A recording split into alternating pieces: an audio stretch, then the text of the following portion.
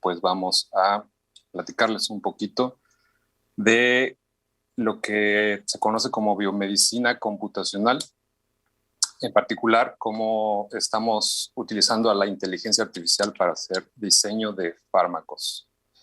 Va a haber un poco de fútbol, entonces estén atentos, por favor. La semana pasada hubo un webinario de los que organiza la Academia Mexicana de Ciencias, en donde un colega también de aquí de Simvestab, el doctor Carlos Coelho, habló y dio una panorama muy amplia, histórica, sobre el pasado, presente y futuro de la inteligencia artificial. Entonces les sugiero que la busquen ahí en el canal de YouTube de la ANC. Es una plática muy, muy interesante. La traigo a tema porque aquí pone el subtítulo del asombro al miedo. En esta plática quiero que nos quedemos en el asombro.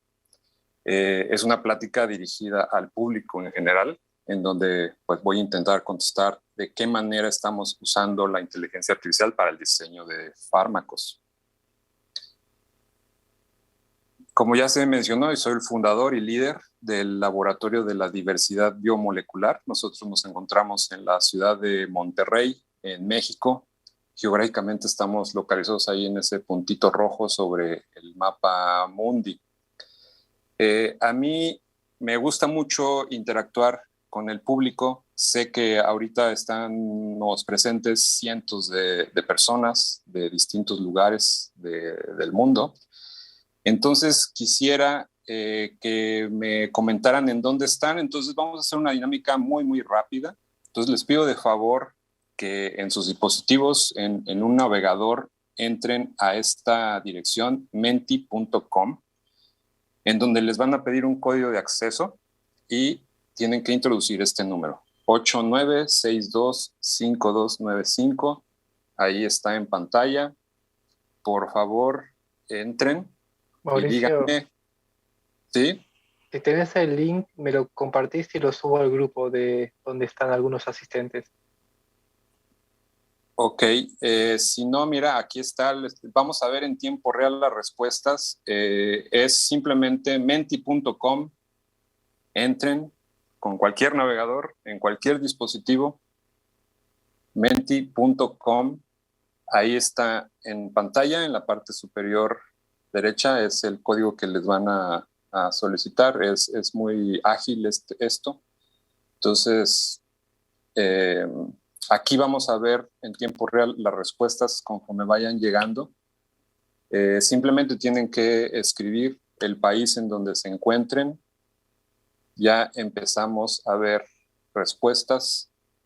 Vamos a dar un minuto para que el público nos diga desde dónde nos visitan. Entonces, el proceso es muy sencillo. En cualquier navegador de internet, en cualquier dispositivo, entren a esta dirección, menti.com, introduzcan este código 89625295 y díganos en dónde se encuentran ahorita, en qué país están. Y estamos viendo en tiempo real cómo llegan las respuestas. Entonces, es un proceso sencillo. En cualquier navegador, por favor, entren. Esta dirección, menti.com, es una plataforma que nos permite interactuar con la audiencia de manera muy ágil y vemos en tiempo real pues, las respuestas que van llegando. Entonces, por favor, estamos viendo que ya hay gente de varios lugares de Latinoamérica, México, Argentina, Venezuela, Costa Rica. Gracias por entrar a la página, decirnos en dónde se encuentran. Aquí esto que estamos viendo es una representación que se conoce como nube de palabras, en donde el tamaño de la letra es proporcional a la cantidad de respuestas iguales, ¿no? Entonces aquí estamos viendo que de los que están participando hay una mayor cantidad en Argentina, México, Venezuela, algunas personas ahí de Costa Rica. Bueno, muchas gracias a todos los que participaron en esta primer pregunta de Ecuador. Muchas gracias. Bienvenidas todas y todos a este primer foro. Bien, ahora voy a cambiar de pantalla porque quiero que, por favor, ahora contesten esta pregunta muy específica, porque me interesa saber qué tanto saben de fútbol. Entonces, por favor, ahí hay tres preguntas específicas donde me gustaría saber si en su país es popular el fútbol, si ustedes conocen las reglas del juego y si saben cómo se construyen esos equipos profesionales. ¿Sí? Muy bien, gracias. Ya empezaron a llegar las respuestas. Estamos viendo aquí en tiempo real cómo llegan. Muchas gracias a los que están participando. Vamos a esperar un minuto más que lleguen más respuestas. Aquí las estamos viendo en tiempo real. Muchas gracias por enviarnos, contestar este cuestionario. Entonces, aquí la intención es conocernos un poquito más en términos de cuánto sabemos de fútbol, qué tan popular es el fútbol. Ahí estamos viendo que en los países que vimos que están participando, el fútbol es muy popular. La mayoría de los participantes conocen las reglas del juego. Sin embargo, en una proporción menor, esa manera en que se construyen los equipos profesionales no es tan conocido. Muy bien, muchas gracias. Quiero también agradecer a los que participaron. Voy a cambiar ahora, a continuar con la presentación, sabiendo en particular este punto, que es que en términos de el conocimiento que se tiene respecto a cómo se construyen los equipos profesionales es algo que no está tan claro. Muchas gracias a los que participaron. Regreso a la presentación ahora. Entonces, dados esos resultados que vimos ahorita, este entendimiento o conocimiento de cómo es que se crean o arman estos equipos profesionales de fútbol, vamos a ver un poquito cómo se hace. De hecho, existen academias ya formales en donde se entrenan a personas que tienen este rol que en algunos países, por ejemplo España, se le llaman ojeadores, pero bueno, en México son cazatalentos, en Estados Unidos son los scouts. Entonces, independientemente del nombre que se le dé a estas personas, su objetivo es el de identificar jugadores a temprana edad que tienen un potencial grande respecto a sus capacidades para jugar fútbol. Entonces, en estas academias entrenan a estas personas para que ellos puedan salir y identificar estos talentos potenciales. Le preguntamos a uno de ellos, a Scott, que es un ojeador profesional con 30 años de experiencia, qué es lo que le enseñan a estas personas en la academia. Y bueno, y él nos resumió básicamente en estos 6 puntos qué es lo que aprenden y qué es lo que hacen, ¿no? Vamos a ir revisando con más detalle cada uno de estos 6 puntos. Entonces, empiezan por hacer una observación amplia y eso lo hacen asistiendo a muchos partidos de fútbol, tienen que observar a cientos y cientos de jugadores, tienen que ir tomando notas, tienen que recoger datos, muchos datos sobre las habilidades y el comportamiento de estos jugadores, ¿no? En el campo. Estas personas tienen que utilizar criterios específicos para poder evaluar a los jugadores. Por ejemplo, la velocidad, las habilidades técnicas, capacidad de trabajar en equipo. Entonces, usan esos criterios para hacer una selección inicial. Entonces, crean una lista corta de esos candidatos que ellos han visto a partir de esa observación, utilizando esos criterios que pueden tener cierto potencial sobresaliente. Entonces, esa lista corta de jugadores con el potencial los invitan a hacer ya pruebas, entrenamientos, en donde ya demuestran sus habilidades ya en un tono más controlado y bajo la observación directa ya del ojeador y pues del equipo técnico, que es un grupo ya más amplio de personas, ¿no? Especializadas. Esos jugadores que sobresalen en esas pruebas pueden ser invitados a jugar a estos partidos amistosos donde se siguen evaluando esas habilidades, pero ya en un escenario de un juego real. Y finalmente, los jugadores que demuestran ese alto nivel de habilidad y son compatibles con la estrategia del equipo, finalmente son integrados a este. Bueno, entonces ahorita se podrán estar preguntando, bueno, ¿qué tiene que ver todo eso con la inteligencia artificial y su uso en la biomedicina? Pues es a lo que veníamos, ¿no? Queremos escucharlo. Bueno, entonces para contestar esa pregunta, quiero que hagamos una analogía entre la función del ojeador, que fue lo que acabamos de describir, y la inteligencia artificial en el desarrollo de fármacos con aplicaciones biomédicas. Para eso quiero que nos imaginemos a la inteligencia artificial como un personaje ficticio. Aquí les presento una caricatura de ese personaje ficticio. Le vamos a apodar con el nombre de Nelly, cuando su nombre real completo es Red Neuronal Profunda de Grafos con Mecanismos de Atención. Pues para no estar repitiendo ese nombre tan largo, vamos a utilizar este nombre corto, Nelly, quien representa la inteligencia artificial.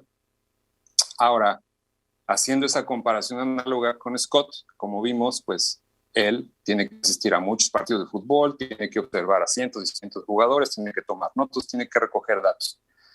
De manera similar, Nelly examina un vasto conjunto de datos moleculares y sus características y recoge información sobre diferentes componentes que podrían ser útiles en el diseño de fármacos. Scott utiliza criterios para hacer esa selección. Nelly también utiliza sus propios criterios de selección, como la relevancia, correlación de ciertas características moleculares que pueden ayudar a enfocarnos en cuáles son los datos clave para el diseño de fármacos. Scott, después de haber observado muchos juegos, muchos partidos, muchos jugadores, hace una lista corta de candidatos potenciales. A su vez, Nelly, con la ayuda de estos mecanismos de atención, filtra la información y crea un subconjunto de características moleculares que pueden ser consideradas como prometedoras para el desarrollo de fármacos.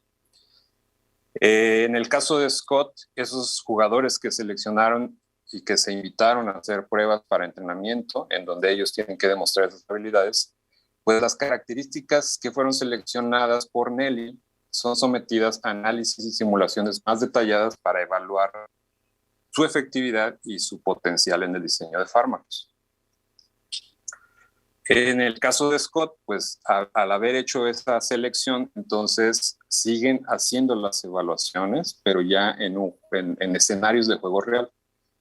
En el caso de Nelly, las moléculas y las características seleccionadas entonces son evaluadas en escenarios de prueba que simulan condiciones reales para determinar su eficacia y viabilidad como potenciales fármacos.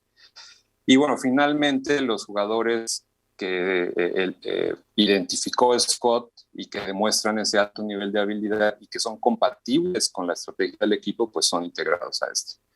Y de manera análoga, las características moleculares que pasan todas las evaluaciones y pruebas, entonces son considerados para integrarse en el diseño final de un fármaco. Y eventualmente pues, pasarán a las fases de producción y pruebas clínicas. Bueno, entonces en resumen, ¿qué hace un jugador de fútbol? Pues es el encargado de buscar futbolistas que se amolden a las peticiones del club y tiene que tener en cuenta pues, varios factores como el talento, la capacidad psicológica, física, técnica, táctica, facilidad para el aprendizaje. De manera análoga, ¿qué hace la inteligencia artificial en biomedicina molecular? Pues se encarga de buscar características moleculares que se amoldan a las peticiones de la investigación. Debe de tener en cuenta múltiples factores como la estructura de la molécula, la composición física, el tamaño, los grados de libertad, propiedades químicas, entre otros. Ahora bien, ¿qué hacemos nosotros en el laboratorio de la diversidad biomolecular? Bueno, el área de investigación en el que ya estamos consolidados es virología estructural y trabajamos utilizando estas estrategias innovadoras con las que generamos conocimiento y aplicaciones biotecnológicas dirigidas a la biomedicina. En particular, utilizamos una estrategia híbrida en donde hemos integrado la parte in vitro, o sea, es la foto de nuestro laboratorio que les estoy mostrando aquí a la izquierda, en donde hacemos estos experimentos ya de manera experimental, pero lo tenemos integrado a la parte in silico, que es la parte teórico-computacional. Y ahí es donde me quiero enfocar, en el área o en la estrategia o las metodologías teórico-computacionales que hemos usado para la generación de este conocimiento en el área específica de virología estructural. Entonces tenemos dos de nuestros pilares fundamentales, es la investigación. En particular queremos entender cuáles son los mecanismos moleculares de ensamblado viral, y por otro lado, el desarrollo biotecnológico que tiene que ver con la generación de antivirales de nueva generación. Desde principios de este siglo, suena raro decirlo así, pero bueno, pues eso a partir del 2008 por ahí, empezamos a colaborar con la gente que estaba desarrollando una base de datos allá en Scripps Research Institute, en particular con Charles Brooks y BJ Reddy y Jack Johnson, en donde empezamos a implementar cuestiones computacionales para generar lo que ahora es el repositorio más grande en el mundo de datos estructurales de virus. Y eso entra en la categoría de lo que se conoce como el Big Data. Entonces, esta plataforma es un portal científico, el ViperDB, es de acceso gratuito, de acceso público, pueden entrar con cualquier navegador.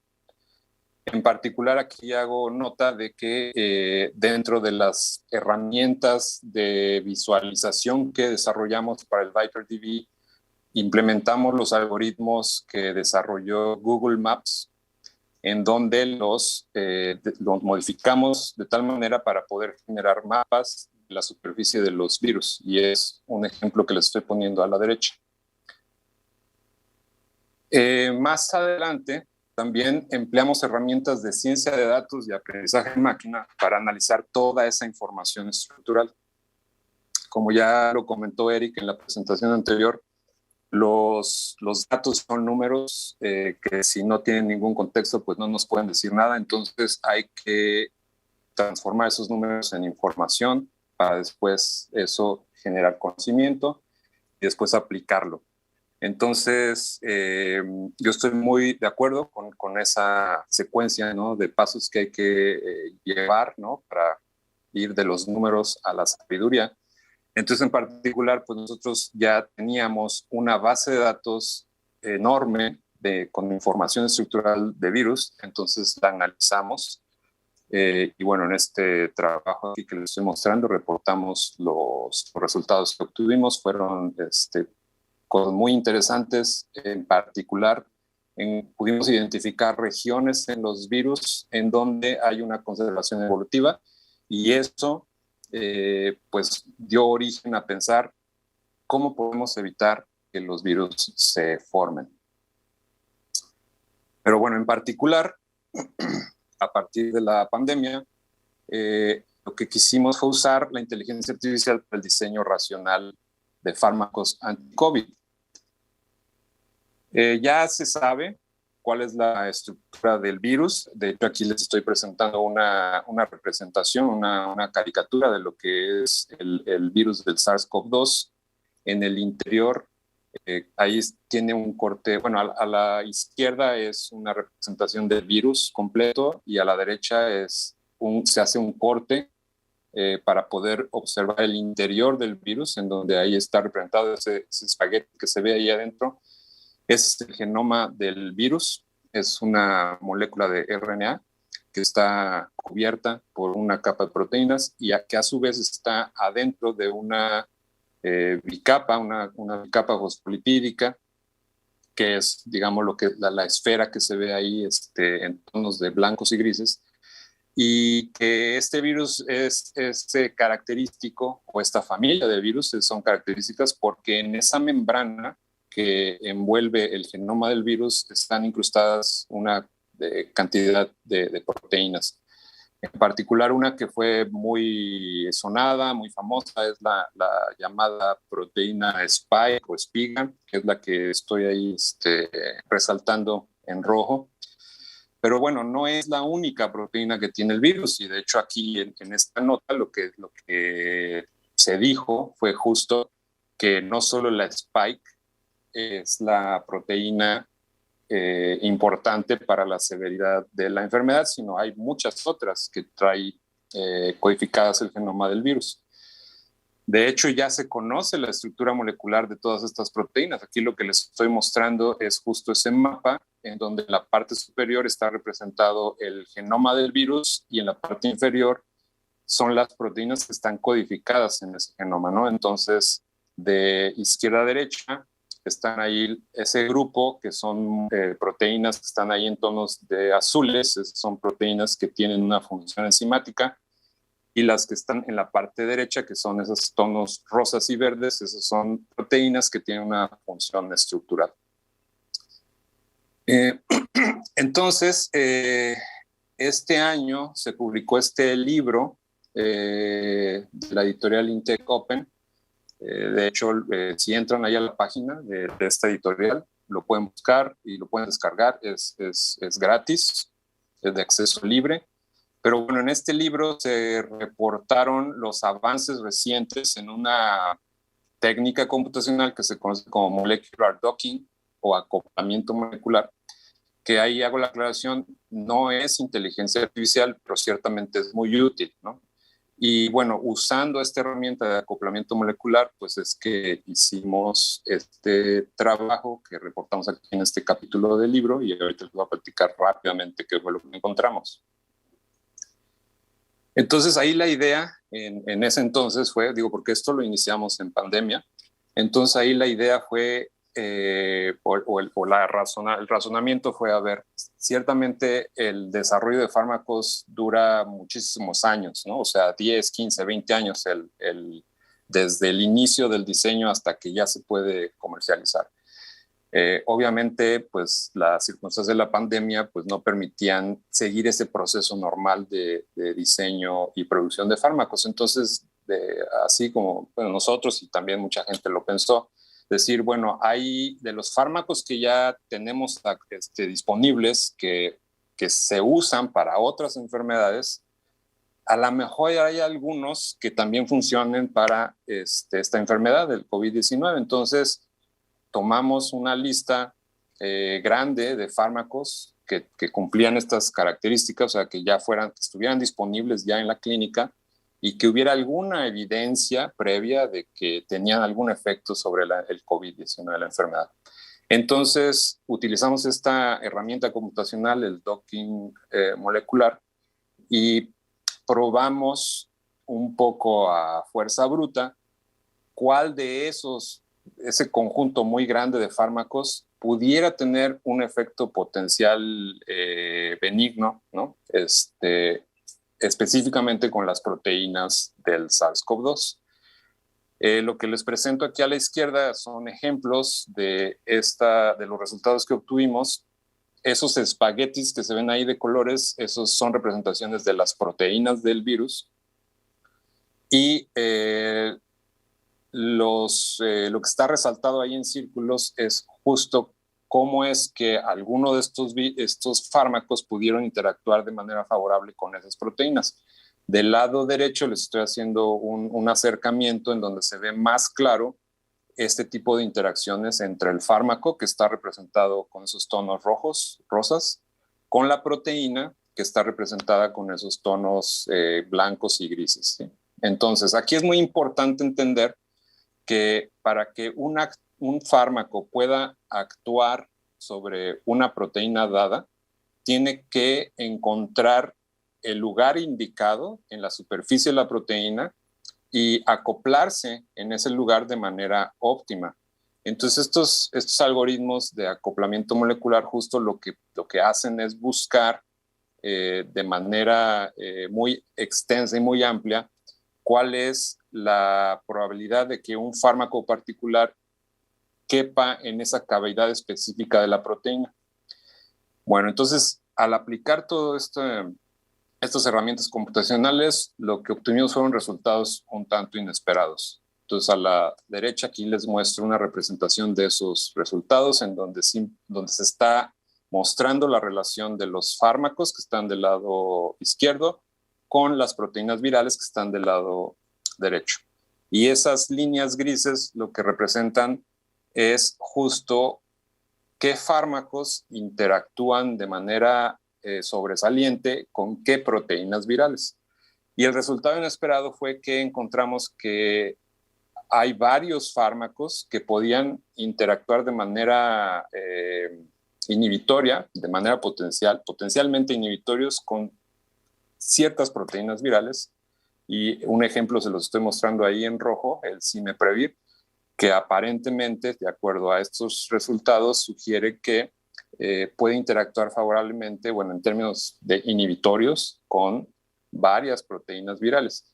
Y a su vez, las proteínas virales, por ejemplo, la que les estoy mostrando ahí, que es la PLPRO, más de un fármaco presentaron potencial efecto inhibitorio.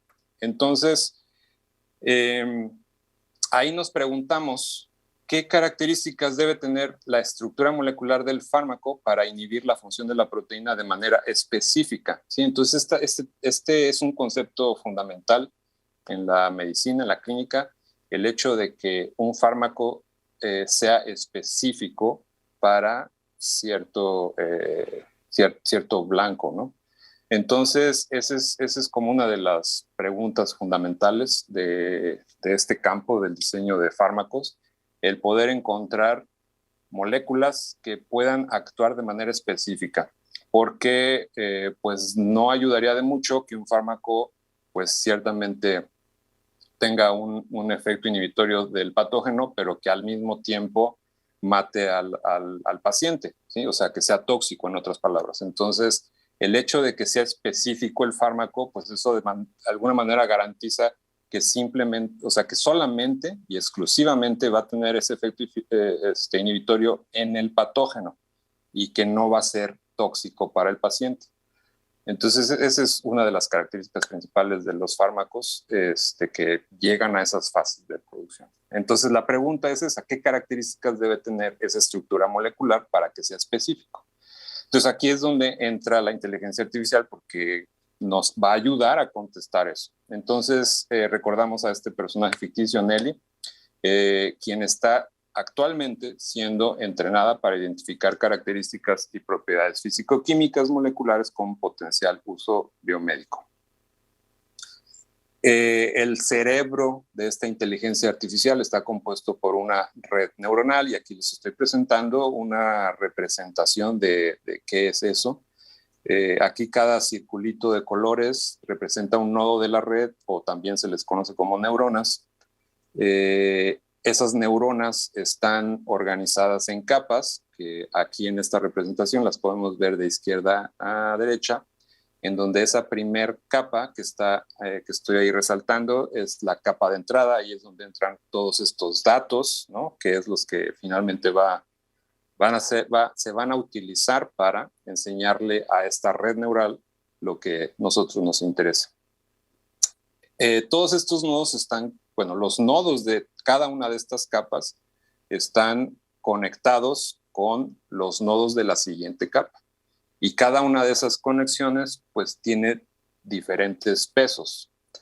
Y los valores de todos esos parámetros son los que se ajustan para que esta red neuronal al paso de la información de izquierda a derecha finalmente lleguen a esa capa de salida y pues ahí nosotros podemos obtener la respuesta o la predicción de la red neuronal. Ahora, estas redes neuronales requieren a un entrenador o a un grupo de entrenadores y en nuestro caso, quien se está encargando de eso es un miembro de nuestro grupo de investigación. La lista de ellos está aquí a la izquierda en esa columna azul. En particular, Aldo Herrera Rodulfo es quien se está encargando de, en estos momentos, entrenar esa red neuronal para que se amolde a nuestros propósitos de la investigación. Este es un trabajo en proceso que estamos llevándolo a cabo en colaboración con la doctora Olga Kalinina. Ella está en el Instituto Helmholtz de investigación en infecciones, allá en Alemania, en particular en el Instituto de Investigación Farmacéutica Saarland. Entonces, con ella es con quien estamos desarrollando este proyecto de investigación y de desarrollo. Y el objetivo de él es poder identificar características moleculares para poder hacer diseños, para poder realizar el diseño de fármacos de manera racional. Ya no como a la fuerza bruta, como el ejemplo que les mostré, ¿no?, al inicio. Entonces es como ya se ha mencionado, el analizar los datos para transformar eso en información y a su vez eso transformarlo en conocimiento y eso poder aplicarlo de manera racional. Aprender también nosotros, en el caso particular del diseño de fármacos, cuáles son las características moleculares particulares para el diseño de un fármaco que tenga una función específica sobre una proteína particular de un patógeno dado. Regresando a la analogía, pues el caso de Scott, pues de cuando era joven entró a esta academia para aprender todo lo que tenía que aprender, el hecho de cómo observar, qué criterios utilizar, cómo hacer la selección, porque finalmente pues eso permitió que pueda identificar esos talentos potenciales. En el caso de la inteligencia artificial, este personaje ficticio, Nelly, pues que está aquí a la izquierda, joven, pues ahorita está aprendiendo, ¿no?, a través de ese entrenamiento que está llevando a cabo, justo para que pueda identificar esas características moleculares importantes, ¿no?, que nos van a ayudar a nosotros a servir para hacer ese diseño de fármacos de manera racional. Y bueno, entonces como conclusión, la inteligencia artificial es una herramienta computacional que acelera la identificación de patrones abstractos y relaciones multifactoriales en sistemas complejos. Todo esto, pues, la investigación de nuestro grupo pues, ha sido posible gracias a financiamiento de estos organismos públicos, como la Secretaría de Educación Pública de México, el Consejo Nacional de Humanidades, Ciencias y Tecnologías, y el Centro de Investigación y Estudios Avanzados, que es en donde se encuentra nuestro grupo de investigación. Y en particular también agradecer a este programa que es el Helmholtz Visiting Researcher Grant, el cual pues permitió que Aldo esté allá en Alemania entrenando a la inteligencia artificial. Y bueno, con eso concluyo mi charla. Aquí les dejo estos links para que visiten nuestra página. Ahí pues van a poder encontrar mucho mayor detalle de todo lo que les platiqué hoy. Información de otros proyectos que también tenemos y que hemos desarrollado. Y también un link a YouTube en nuestro canal de Comunicación de la Ciencia, en donde también van a poder encontrar ya disponibles muchos videos en donde pues explicamos todo lo que hacemos, cómo lo hacemos, para qué lo hacemos, cuál es el beneficio a la sociedad de todo lo que estamos desarrollando ya y el objetivo de nuestro laboratorio, que como ya les comenté, finalmente pues es el desarrollo de fármacos, en particular en el área de la virología estructural, en términos de antivirales de nueva generación. Y bueno, y la aplicación no está únicamente restringida a humanos, sino también todas estas plataformas que están construidas sobre ese conocimiento que estamos generando, pues también tienen aplicaciones en plantas y en animales, ¿no? Entonces, el uso de todas estas tecnologías computacionales y numéricas integradas de manera híbrida con experimentos in vitro, pues ha sido muy útil y ha generado productos de gran impacto, y estamos convencidos que estas estrategias nos van a permitir cumplir esos objetivos y llegar a esa visión, pues es que justo la de generar ¿no? Fármacos que estén diseñados de forma racional. Pues muchas gracias. Dejen ahí sus comentarios, sus dudas en estos canales de comunicación y pues con eso concluyo mi ponencia. Muchas gracias.